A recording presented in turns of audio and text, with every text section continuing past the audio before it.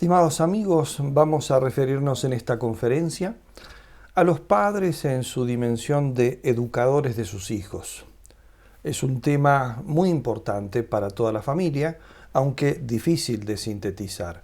Por eso trataré de dar al menos las líneas generales de este argumento con la ayuda de Dios.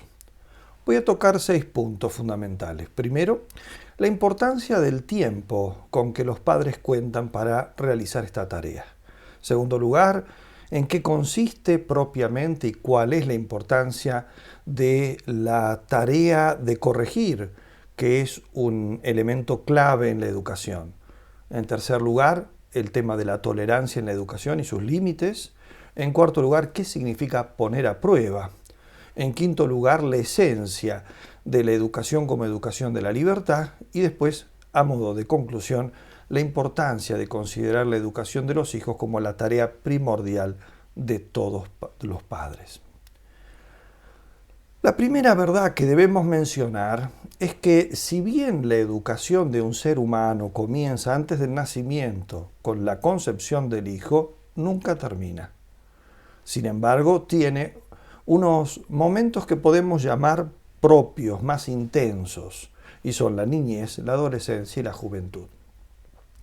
Podemos recordar aquel diálogo citado por San Alberto Hurtado entre un médico muy célebre, William Osler, y una madre joven.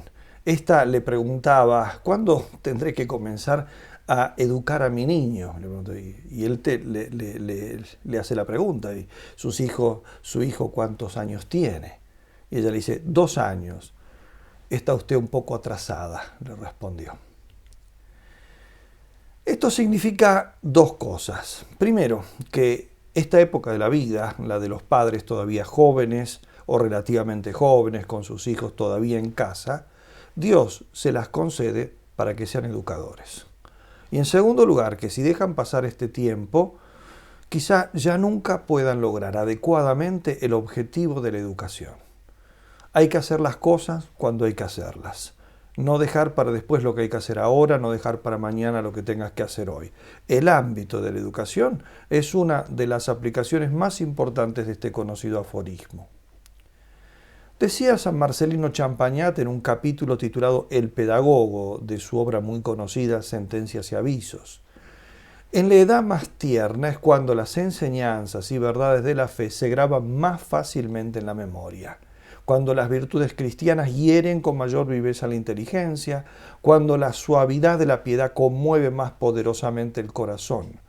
En la cera blanda se imprime fácilmente un sello, en el alma joven se imprime también sin dificultad la imagen de Dios. Cuando no hay todavía prejuicios que disipar, ni pasiones que reprimir, ni costumbres que reformar, es más fácil labrar el alma e inclinarla a los santos deberes del cristiano. Observad, decía él, cómo hace el buen jardinero. Aprovecha el tiempo en que el árbol aún es joven y conserva la primera derechura para sujetarlo al rodrigón que le impida torcerse. El alfarero, seguía diciendo, para labrar el barro, no espera a que se haya endurecido.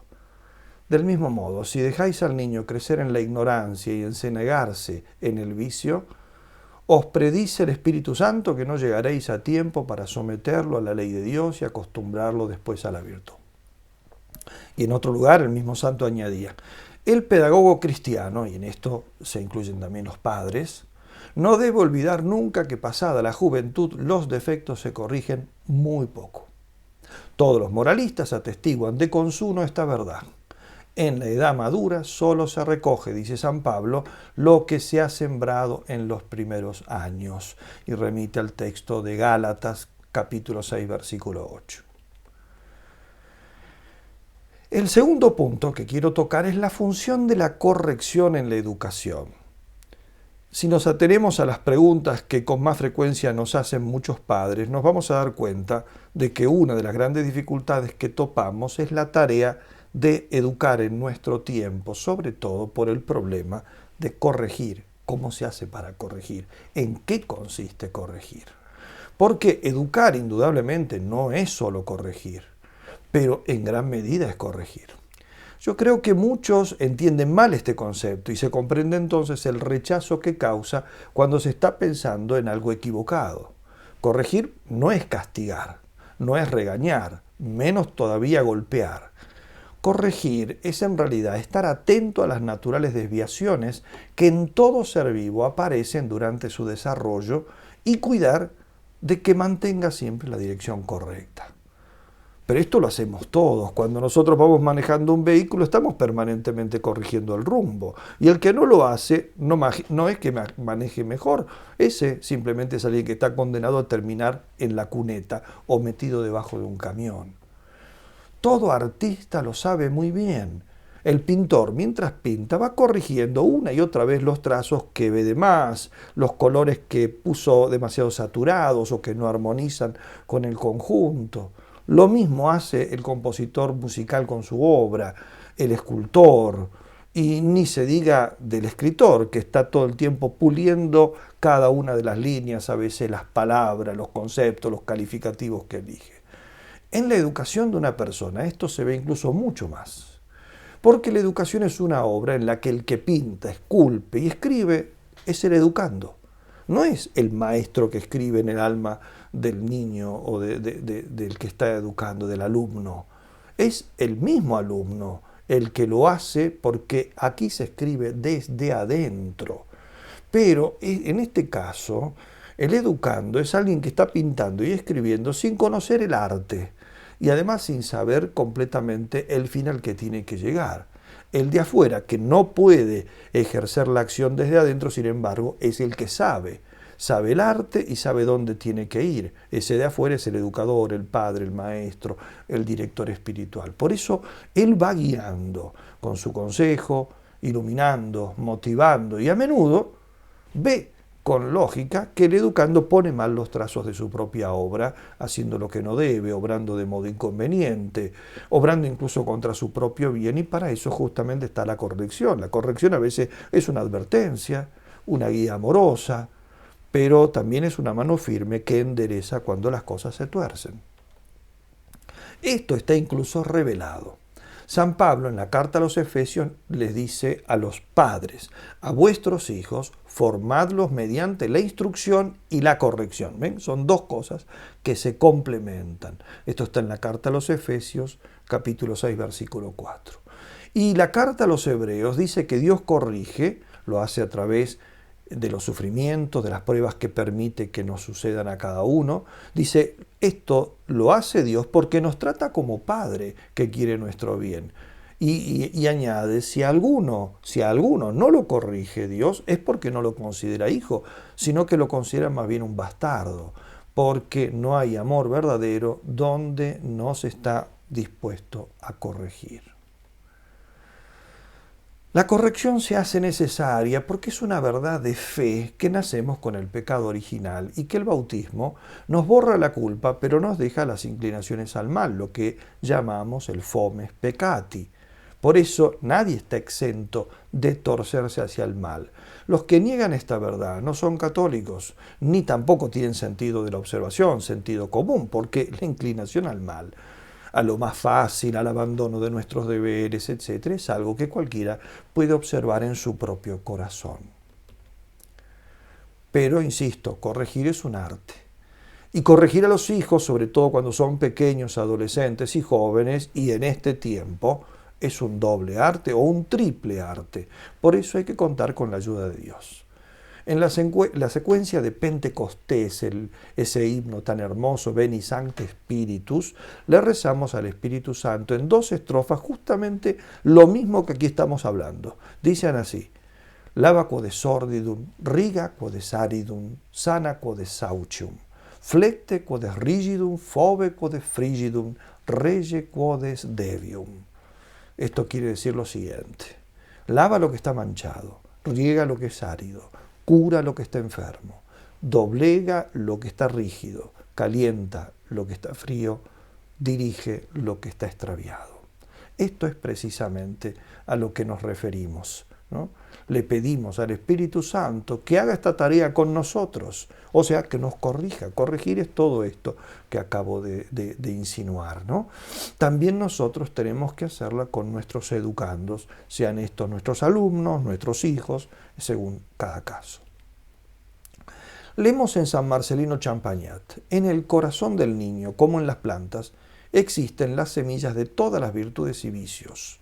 La buena educación consiste en cultivar las primeras virtudes y arrancar los segundos, los vicios.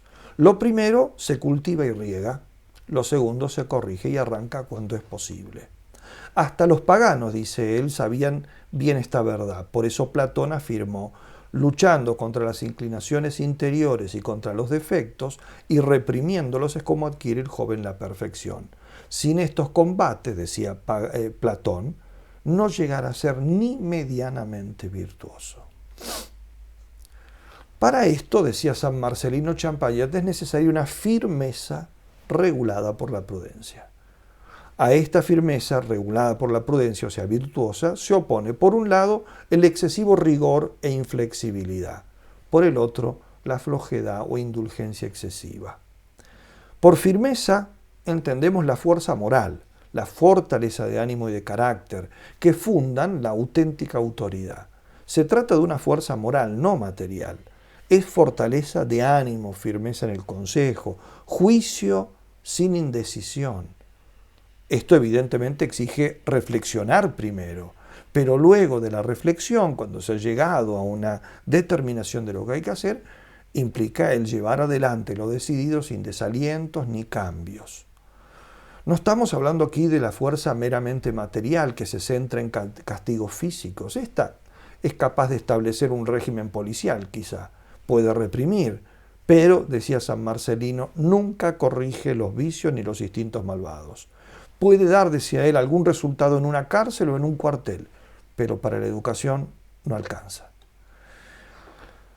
La firmeza verdadera, en cambio, es necesaria para educar, para poner reglas prudentes y sopesadas y luego para exigir que se cumplan, porque regla que se pone y luego no se exige su cumplimiento es más bien algo irrisorio, hace los efectos contrarios a la postre. No debemos confundir, sin embargo, esta firmeza, como digo, con uno de sus vicios opuestos. Dije que había dos. Uno es la falsa firmeza, la dureza, la inflexibilidad, la terquedad, la imposición exagerada y ya imprudente del mandato. Esta generalmente nunca tiene paciencia, se empeña en ser siempre obedecido a toda costa, no sabe esperar los tiempos de las personas, tampoco contemporizar cuando esto es necesario, ¿no? En realidad, esta firmeza, que muchas veces, como digo, es terquedad, dureza, lo que manifiesta no es firmeza, es en realidad debilidad. Es una especie de disfraz de la debilidad. Es propio de quienes no tienen dominio de sí mismos, ¿no? El que suele gritar, el que levanta la mano, generalmente es la persona que no tiene fuerza de carácter. Por eso no apela a esa fuerza. Tiene que mostrar otra cosa distinta para hacer creer que tiene una fortaleza que no tiene. Puede tener una mano pesada, puede tener una voz estridente, pero fuerza de carácter no tiene. Justamente por eso recurre a estas cosas que son, como digo, sucedáneos de la verdadera firmeza. Por eso esto se manifiesta en ¿qué? Mal humor, violencia, arrebatos. En cambio, la verdadera firmeza exige primero el dominio de las propias pasiones sobre el propio corazón. Quien no tiene este dominio es moral y psicológicamente débil. Por eso es que debe aparentar firmeza por el lado físico, con dureza, rigidez, castigos físicos, lo cual destruye la verdadera educación. En el lado totalmente opuesto tenemos otro defecto, la falsa indulgencia, la mala tolerancia. Esta es la que, por ejemplo, permite o no dice nada ante acciones moralmente graves de parte de los hijos o de los alumnos, o que implican un peligro grave para su moralidad. No me refiero a peligros graves físicamente, porque muchos padres son cuidadosos con el bien físico de sus hijos, pero en cambio hay quienes no son cuidadosos con el bien moral, es decir, el bien de su alma, su vida moral, su vida espiritual. Por ejemplo, no les preocupa o no lo suficiente lo que ven en Internet, el uso que hacen de los celulares que ellos les entregan desde muy pequeños, las cosas a las que se exponen con los videojuegos, lo que ven en televisión, las revistas que leen, los amigos que frecuentan y ahora lamentablemente, algunas cosas que reciben en la misma escuela, con contenidos contrarios a la moral y a la religión. Esto es muy serio y a la larga, incluso, esto termina perjudicándolo físicamente. Dije, se preocupaban por el bienestar físico, pero no en el moral. Sin embargo, al no preocuparse del bienestar espiritual y moral, a la larga, esto produce un perjuicio también en lo físico. Por ejemplo, hay padres que se preocupan de que sus hijos no se enfermen, que no jueguen en la calle transitada, que no estén en un lugar donde cuelga un cable eléctrico, pero cuando se trata de cuidarlos del pecado, de las ocasiones graves de pecado, no tienen el mismo cuidado. Y esto a veces les produce a los hijos, evidentemente, una vida alejada de Dios, y no se han preocupado sus padres de la vida espiritual que tienen. Y esta vida alejada de Dios, a su vez, después puede ocasionar desgracias físicas, como el caer en la droga, en el alcohol, una vida desenfrenada sexualmente con sus consabidas enfermedades sexuales que se pueden agarrar, el caer en trastornos mentales, el perder el sentido de la vida o el ser captados por una secta. Como vemos, la buena vida moral no solo es garantía del alma, sino muchas veces también garantía del cuerpo. El tercer desafío que encontramos a la hora de educar, sobre todo en nuestro tiempo, es manejar los caracteres indóciles y difíciles. No me cabe la menor duda de que hoy en día algunos hijos tienen una rebeldía que sus padres no saben cómo gobernar. A veces los padres quieren corregir o no permitir algunas cosas, pero no saben cómo hacerlo, porque hay hijos que se empacan, que se encaprichan y saben a veces cómo hacerlo de modo muy eficaz. En casos más extremos, incluso algunos niños y adolescentes y jóvenes son capaces hasta de enfrentar físicamente a sus padres. Esto es un drama que hoy en día se va presentando tristemente cada vez con más frecuencia. No tengo ninguna fórmula mágica para estos casos, pero sí podemos por lo menos indicar algunas cosas que se pueden y se deben hacer. La mayoría de ellas son preventivas y evitan que se produzcan estos problemas. Lo primero es nunca permitir que los hijos pequen positivamente delante de los padres. Este es un primer límite clarísimo.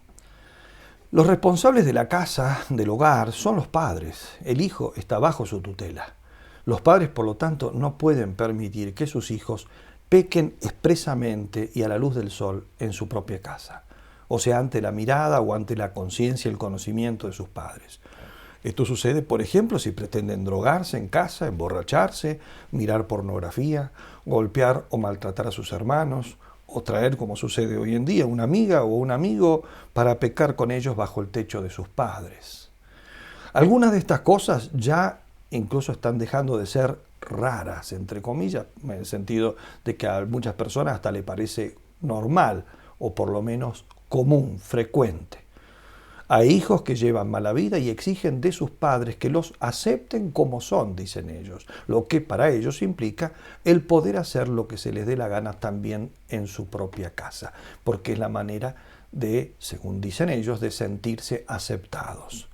No, esto no puede tolerarse. Hay que ver la manera, por supuesto, de decir las cosas con cortesía, con caridad, pero también con claridad y firmeza.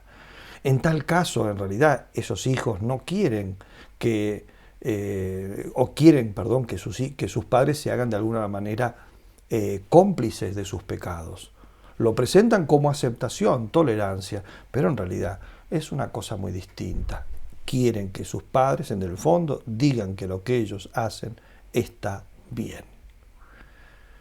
Lo segundo es no desentenderse de su educación. Nos desentendemos de los hijos cuando, con tal de que no molesten, los dejamos a merced, por ejemplo, de la televisión, esto es muy común, del internet, están ahí en su habitación jugando, mirando, navegando con el Facebook y en las redes sociales. Los dejamos en manos de vaya a saber qué amigos en un cibercafé, aunque esto ya no es tan común como hace unos años atrás, o ir a lugares donde puede haber ocasiones graves de pecado. Todo con tal de que no molesten en casa o que nos dejen tranquilos dormir la siesta o leer el diario. Pero después de esto se recogen tempestades. Lo tercero es la medida más preventiva que pueda darse, tejer una buena amistad con los hijos. Digo amistad, no amiguismo. Hay padres que son compinches de sus hijos, lo que no es lo mismo que la amistad. pero se pone al nivel del otro, se iguala, y esto no da resultado. No entre padres e hijos o entre maestros y alumnos, porque el compinche no tiene autoridad. Esa es la diferencia. El amigo sí puede tener autoridad sobre el amigo, pero el compinche no, son iguales. El que debe enseñar, por más que sea amigo, es siempre el que enseña, es el que guía, el que educa. Por eso la amistad es mucho más que amiguismo. Hay que ser amigos de los hijos, pero sin dejar de ser sus padres. Y este trabajo de hacerse verdaderos amigos se comienza desde muy pequeños. Hay que hablar con ellos y mucho y bien. Hay que escucharlos, preguntarles por sus cosas, por su escuela, por lo que están aprendiendo, preguntarles quiénes son sus amigos, qué piensan, pero todo a modo, digamos, de la pregunta amical, no del interrogatorio de un policía, ¿no? Es como el que quiere saber y está interesado y se alegra con las cosas que le dicen cuando esas cosas son buenas, ¿no? Por eso hay que pedirles, en el fondo, que nos enseñen, o sea, que se hagan en estas pequeñas cosas maestros nuestros, enseñándonos lo que ellos han aprendido. De esta manera se teje toda una relación del todo particular y muy hermosa que da muchísimos frutos. También hay que ayudarlos a que se forjen la idea de que sus padres, cuando es necesario, los corrigen y hasta los castigan, pero que nunca lo hacen con injusticia, sino con justicia e incluso con misericordia. Decía hermosamente don Bosco, que nunca un castigo pueda parecer venganza, ni se eche en cara ni se recuerde a nadie que nos ofendió en tiempos pasados, especialmente si le hemos dicho que lo hemos perdonado. Más aún, decía él, procurad demostrarle más amor que antes y olvidadlo todo. Los hijos y los alumnos, en general, deben estar seguros de que sus padres o educadores no los van a corregir mientras están enojados, sino que, si se han mandado una macana, los padres esperarán a que se les pase el enojo e incluso, si ven arrepentimiento y enmienda de parte del que se portó mal, quizá les rebajen el castigo merecido o hasta los perdonen. Esto solo, ya el hecho de que piensen así, y por lo tanto entonces se preparen ellos mismos mostrando arrepentimiento sincero, ya ha producido el efecto educativo maravilloso. Y les da confianza incluso para confesar ellos, adelantarse a decir sus errores y metidas de pata. En las memorias biográficas de don Bosco hay un episodio muy lindo en este sentido. Fue un momento en que don Bosco todavía era pequeño y quiso alcanzar alguna cosa y tiró de una alacena una aceitera que, siendo tan pobre su familia, era algo valioso. Entonces se fue a decirle a su madre, mamá Margarita, ¿no? Le fue a decir esto, pero se fue con una varilla, ¿no? Entonces, cuenta en las memorias biográficas de don Bosco, ¿no? Cuenta que la fue a ver y le mostraba la varilla y le dijo, ¿no? Le dijo, mamá, me subí para agarrar una cosa y desgraciadamente rompí la aceitera. Como sé que merezco un castigo, te traje esta vara para que me azotes y no tengas que ir a buscarla. Y mientras, dice el autor, don Lemoine, ¿no? Que mientras le mostraba eso, la miraba con cierta sonrisa y cierta picardía, ¿no? Y mamá Margarita, la actitud de ella fue en realidad reírse de la ocurrencia y picardía del hijo y cambiar el castigo, en realidad, por una reprimenda y un consejo caritativo. Le dijo así, lamento lo que pasó, pero deduzco por tu modo de obrar que no fue a propósito y por eso te perdono. Pero no olvides nunca mi consejo. Antes de hacer algo, piensa en las consecuencias. Si hubieras mirado a ver si había algo que se pudiera romper, habrías subido más despacio, habrías observado alrededor y no te habría sucedido nada malo. O sea, cambió el castigo, que prácticamente el niño se lo había infligido a sí mismo, ya, ¿no? Cambió el castigo por un consejo que a don Bosco le valió toda la vida, porque esto lo recoge don Lemoine de boca de don Bosco ya grande, ¿no? Que recordaba esta anécdota que había ocurrido cuando era pequeño. Le sirvió para toda la vida. Pero esto era porque él sabía que su madre castiga, pero con justicia. Entonces, en base a eso, ya obró él en previsión de una madre justa, ¿no? Aun sabiendo que merecía el castigo. Hay además que observar mucho a los hijos y acompañarlos para darnos cuenta de que las cosas no están bien antes de que empeoren. Darnos cuenta de que algo les sucede cuando recién está empezando a suceder y no cuando ya es tarde. Para esto habrá que observarlos mucho, sin que ellos se sientan observados. Esa es la gran idea de Don Bosco, que él llamaba método preventivo. Porque muchas veces no nos damos cuenta que a un joven le sucede algo o le está por suceder porque no lo conocemos. No estamos pendientes de él en el buen sentido de la palabra. Por eso, a un sacerdote que le preguntaba a Don Bosco si en la obra del oratorio se castigaba, Don Bosco le respondió así: en realidad no tenemos ninguna forma especial de represión, aunque es verdad que alguna vez hemos expulsado a algún chico de la casa. Pero en vez de castigos, lo que tenemos es la asistencia y los juegos. La asistencia llamaba él el estar presente, el jugar con los niños, o por lo menos estar a su lado en las conversaciones, ¿no? Y seguía diciendo, las faltas proceden en gran parte de una vigilancia deficiente. Vigilando se previene suficientemente el mal y no hay necesidad de reprimir. Vigilar, sin embargo, no es hacer la obra del policía. Vigilar es estar en vigilia, estar despiertos, eso significa vigilar. Estar despiertos, estar atentos, estar con ellos, ¿no? En cuarto punto de los que quería tratar, la educación, podemos decirlo así, en gran medida consiste en poner a prueba. Este es un recurso educativo muy importante, pero que muchos no entienden. ¿Qué es probar a los hijos y para qué? ¿Con qué finalidad? En la Sagrada Escritura se dice innumerables veces que Dios pone a prueba a su pueblo. Por ejemplo, el Deuteronomio capítulo 13. Yahvé vuestro Dios os pone a prueba para saber si verdaderamente amáis a Yahvé vuestro Dios con todo vuestro corazón y con toda vuestra alma. Dios pone a prueba exigiendo ¿qué cosa? Actos en los cuales se vea qué espíritu anima a su pueblo. ¿Es un espíritu de interés o es el espíritu del amor? ¿Es un espíritu de gratitud o un espíritu de falsa adoración? La prueba cumple una función muy importante en nuestra vida, porque nos revela lo que somos y nos descubre lo que son los demás.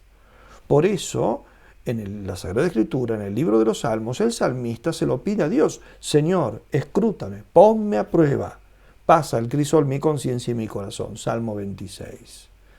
Poner a prueba, ¿qué significa? Significa, por ejemplo, pedirle a los hijos cosas sin darles ninguna recompensa. No digo siempre, de vez en cuando, ¿no? Para ver si lo hacen igual que cuando le damos un premio, ¿no? O, por ejemplo, de vuelta, alguna vez, no siempre, no aplaudir lo que han hecho bien. A ver, ¿siguen obrando bien a pesar de que no reciben un aplauso?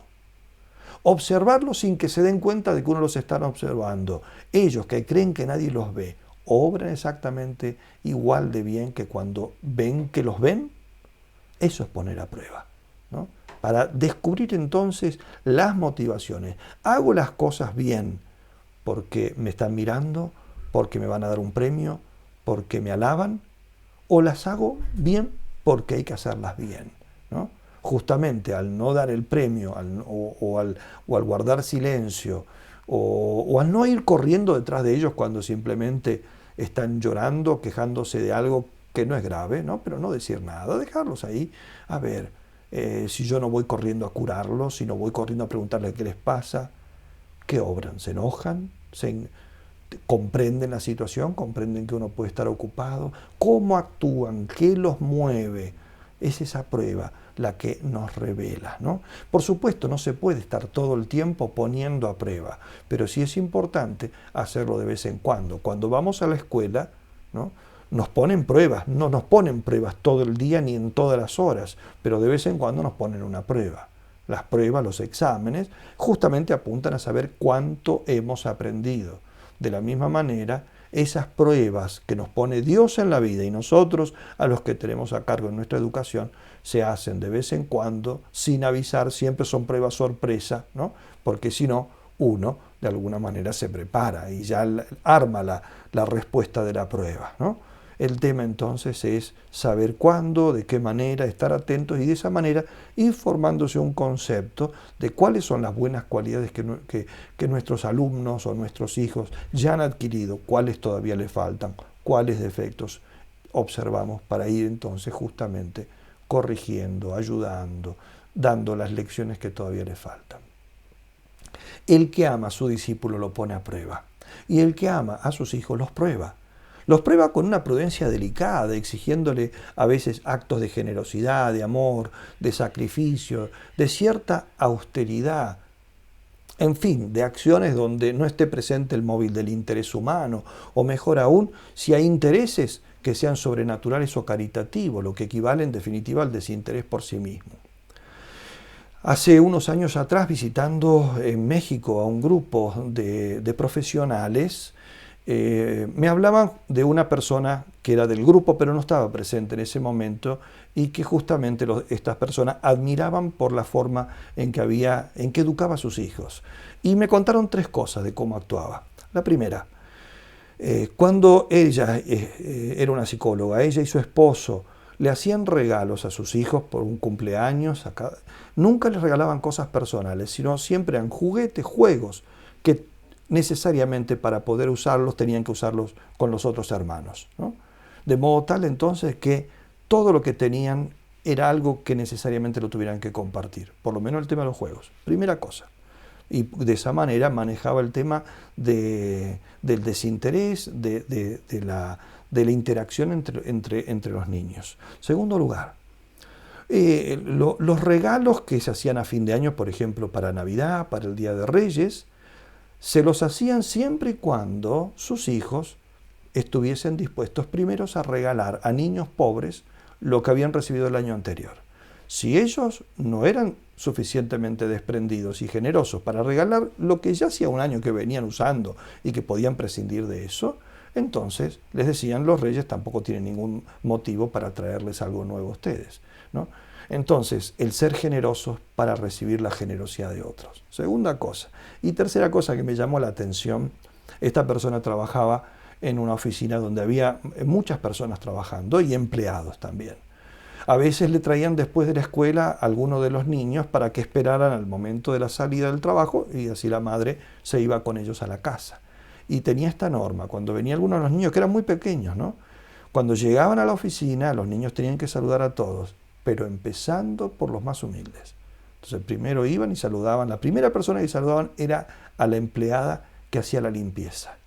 Después a los demás miembros que trabajaban en la oficina y finalmente saludaban a su mamá, ¿no? De esa manera se llaman cortesía, también respeto por cada persona y sobre todo el respeto, el tratar con el mismo cariño y el mismo respeto a la persona pobre, a la persona humilde, a los compañeros de los padres y a sus propios padres, ¿no?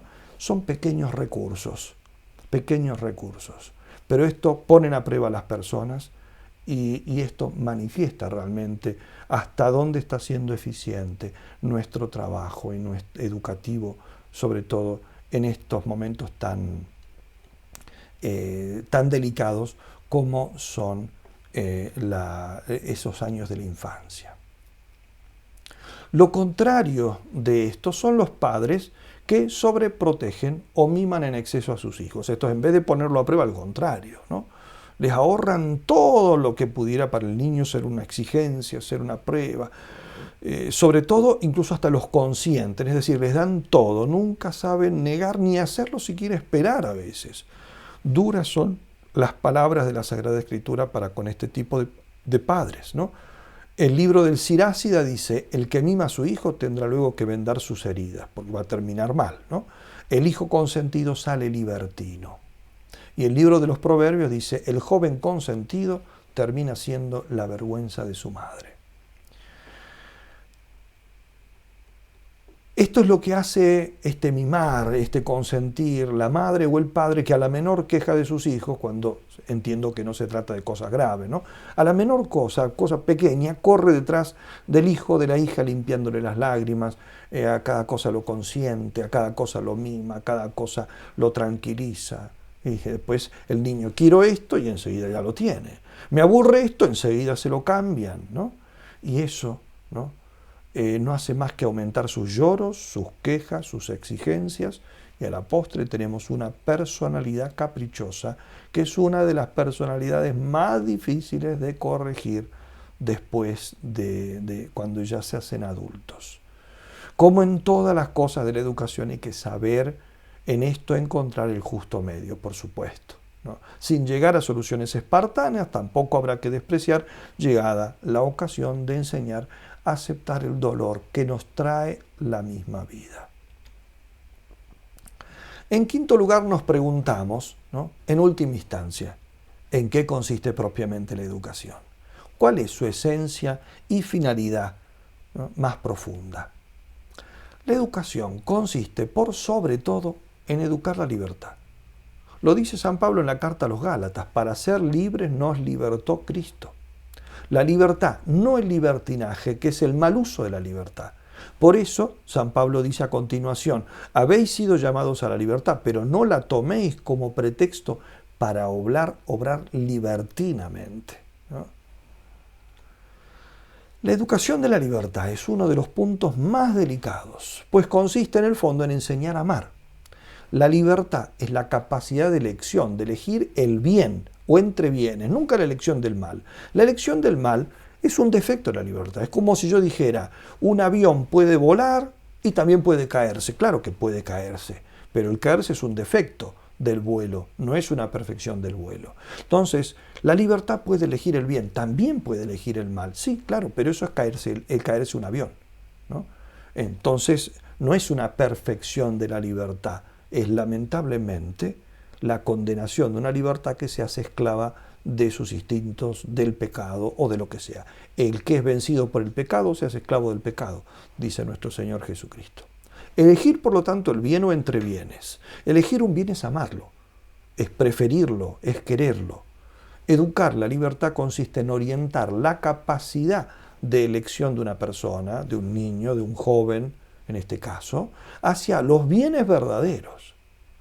Un bien verdadero es un bien que es objetivamente bueno, o sea, que no es un falso o aparente bien. Los bienes verdaderos, ¿cuáles son? Son aquellos bienes custodiados precisamente por su importancia por los mandamientos de Dios, los 10 mandamientos. Detrás de cada uno de los 10 mandamientos hay un bien fundamental que necesitamos para ser hombres y mujeres perfectos y felices. De ahí que precisamente haya un mandamiento que exprese de forma apremiante, urgente, que tenemos que procurar ese bien y evitar el mal contrario, el cual en consecuencia es una amenaza para nuestra perfección humana y sobrenatural. Los mandamientos no tutelan ninguna cosa accidental del hombre, ninguno de los factores que podrían hacer, podemos decir así, más cómoda o más pasable en nuestra vida, sino los bienes esenciales. Los bienes sin los cuales nuestra vida no merece ser llamada humana, menos todavía cristiana. Esto no es difícil advertirlo. Fijémonos qué es lo que nos mandan los mandamientos. Nos mandan amar y elegir la amistad con Dios, el respeto por nuestros padres y por la sociedad en que vivimos, la fidelidad en el matrimonio y en la familia, la castidad, el respeto por los bienes del prójimo, la verdad, la lealtad, el cumplimiento de nuestra palabra, la mansedumbre, el respeto por nuestra propia vida y por la ajena, el perdón, etc. Se nos exige, ¿qué cosa? En los mandamientos, que nos apartemos del odio, de la irreverencia, de la rebeldía, de la lujuria, de la avaricia, de la prepotencia, de la destrucción de la vida, de la mentira. Como vemos, educar la libertad es ayudarla entonces a retraerla de los males que a veces se disfrazan de bienes y que destruyen en realidad la vida, y volcarla con todas las fuerzas posibles hacia los bienes auténticamente perfeccionantes de nuestra naturaleza. Pero esto no es fácil de hacer. ¿Por qué? Porque el amor por el bien, en lo que consiste la educación de la libertad, es algo que solo puede inculcarse por ejemplaridad e imitación. Una religiosa francesa muerta santamente en Papúa, la venerable madre Solange Bazin de Jessey, decía con admirable claridad: la educación es lo que el niño respira en la atmósfera en que se encuentra, el lenguaje involuntario e inconsciente de sus padres y del entorno, y no sus consejos oficiales ni sus lecciones regulares, así como las frases que las personas mayores dicen ante ellos sin darse cuenta. Mediante esas expresiones involuntarias, el pensamiento íntimo de los padres se da a conocer a los hijos. Eso es la educación. Esto es muy empeñativo, porque lo que está diciendo aquí es que entonces la educación verdadera no es tanto no consiste tanto en lo que se dice con las palabras explícitas, lo siento y les doy una lección, sino lo que digo cuando no estoy justamente dando lecciones, lo que los niños ven que yo converso con los demás, los gestos que yo hago cuando ocurre una cosa, las conversaciones dichas que incluso olvidándome de que hay niños presentes. Eso es lo que llama, ¿no?, lo que es inconsciente e involuntario. Esas son las lecciones que van aprendiendo, las palabras que aprenden, los gestos que aprenden, los conceptos que aprenden, ¿no? Por lo tanto, ¿no?, es todo lo que se deja traslucir especialmente de modo inconsciente, los estados de ánimo, los enojos o lo contrario del enojo, ¿no?, los arrebatos, la dulzura o la falta de ella, todo lo que yo hago y miro, eso es lo que están absorbiendo los niños y en eso consiste la educación. Ahí es donde yo estoy enseñando a amar algo y a rechazar su contrario, ¿no? ¿Por qué? Porque el amor no es un concepto abstracto, sino un valor encarnado en algo. Si yo quiero que alguien ame un bien, debo permitirle que vea cómo yo mismo amo ese bien, ¿no? Debo despertar en esa persona, en ese niño en este caso, la valoración de ese bien, dejándole entrever el valor que ese bien tiene para mi propia persona. Por eso, la educación de la libertad no es una jugada de pizarrón como se hace en los equipos deportivos. Se pone un pizarrón y se dice, bueno, vamos a hacer esta jugada. Todo de pizarrón. Ahí, eso sirve para un equipo de fútbol, para un equipo de básquet. Pero en el equipo, en el juego de la vida, no hay un pizarrón. Los niños quieren ver qué hago yo. A ver, yo quiero patear. Bueno, a ver que yo patee. Eso es lo que... no es ustedes tienen que hablar así, sino miren cómo se habla. No puedo decir ustedes tienen que ir a misa, sino miren cómo papá y mamá vamos a misa. Y así con todas las cosas. No puedo decirle no se enojen, no le pegues a tu hermanito, sino mira cómo yo no le pego a tu madre, cómo yo no le grito a tu padre, cómo yo perdono. Eso es la educación. No se enseña en un pizarrón. Cuando se pretende enseñar cosas maravillosas solo en un pizarrón, nos vamos a encontrar al apóstol lo que le pasó a Moisés cuando bajó del monte con las hermosísimas tablas de la ley que tenían los 10 mandamientos. Se encontró a toda la gente bailando, borracha y danzando en torno a un ídolo. Es decir, no produce ningún efecto educativo. Tiene que ser lo que uno muestra en el corazón. Y es lo que hizo Jesucristo. Jesucristo no decía qué hay que hacer, sino aprended de mí, que soy manso y humilde de corazón. Por eso los padres que no aman la ley de Dios o que quizá creen que la aman, pero al menos no la cumplen o no cumplen alguno de los mandamientos, al no poder enseñar, por lo menos esa parte que ellos no cumplen, no poder enseñarlas con el propio ejemplo, no les queda otra que esperar un milagro. Es decir, y triste es decirlo, ¿no? No pueden hacer otra cosa que esperar que sus hijos, bueno, se enamoren de otros modelos distintos de ellos que sean verdaderamente virtuosos y por lo menos les puedan dar el ejemplo de aquello que ellos no se lo dan, ¿no? Entonces ellos no van a misa y yo estoy esperando por lo menos que no me miren a mí, miren a su catequista, miren al párroco, miren a la religiosa que los atiende. Eso no sirve. Los niños están mirando todo el día a sus padres, miran solamente 1 hora, 2 horas por semana a las otras personas. Pueden llegar a ser muy virtuosas, si es que lo son, pero igualmente lo que ellos absorben es el ejemplo que tienen todo el día frente a ellos, ¿no? Es una tristísima ley el hecho de tener que esperar que no nos imiten a nosotros, sino que por misericordia y regalo de Dios surja alguien que les dé un buen ejemplo para que ellos no salgan como nosotros, sino que salgan como Dios quiere. Por eso don Bosco decía, estudia cómo hacerte querer antes que hacerte temer. La caridad y la paciencia te acompañen constantemente al mandar, al corregir y procede de manera que cada uno de los tuyos comprenda por tus hechos y palabras que buscas el bien de las almas. Por tus hechos y palabras. En fin, por último y a modo de conclusión, quiero subrayar lo que dice un valioso documento de la Iglesia que se los recomiendo leer si no lo han hecho. Del Pontificio Consejo para la Familia, se llama Sexualidad Humana, Verdad y Significado, y ya es viejo, es del año 1995. Él decía en uno de los números: los hijos son la tarea más importante de los padres, si bien aparentemente no siempre muy rentable. Lo son, o sea, más importantes, lo son más que el trabajo, más que el descanso, más que la posición social. Son su tarea más importante. No se puede por eso anteponer nada a la educación de los hijos.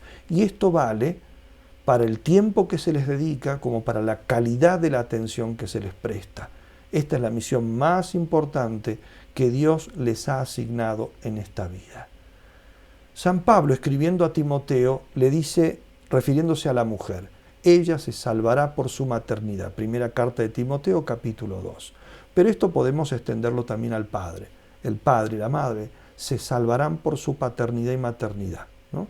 Es decir, se santificarán y se salvarán según desempeñen su misión de padres respecto de sus hijos, porque este es el don que Dios espera que fructifiquen con mayor empeño.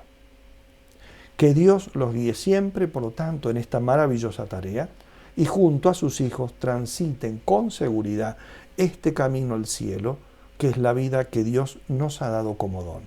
Que Dios los bendiga.